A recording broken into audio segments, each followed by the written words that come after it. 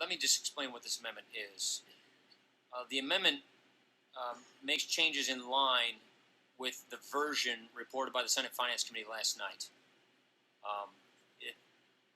It first includes a principal negotiating objective that reinforces our opposition to official actions that boycott, penalize, or otherwise limit commercial relations with the State of Israel.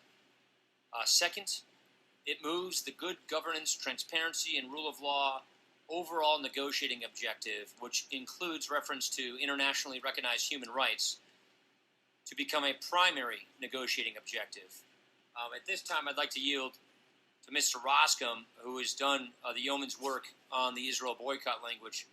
I want to thank him for his excellent work on the Israel issue, and I'd like to invite him to make any comments he chooses to make.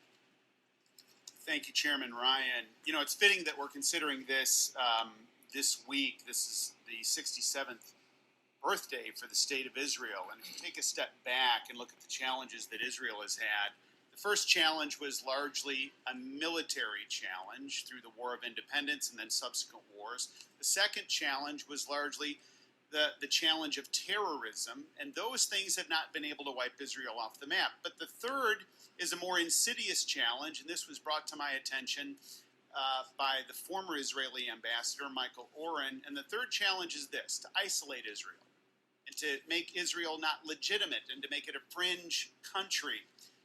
It's known as the BDS movement: boycott, divestment, and sanctions, and it is bad, bad news. Now, lest we think that this is only a foreign policy question, let's not kid ourselves.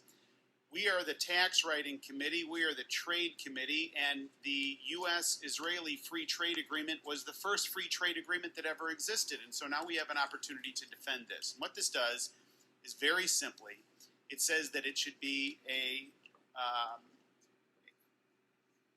principle or a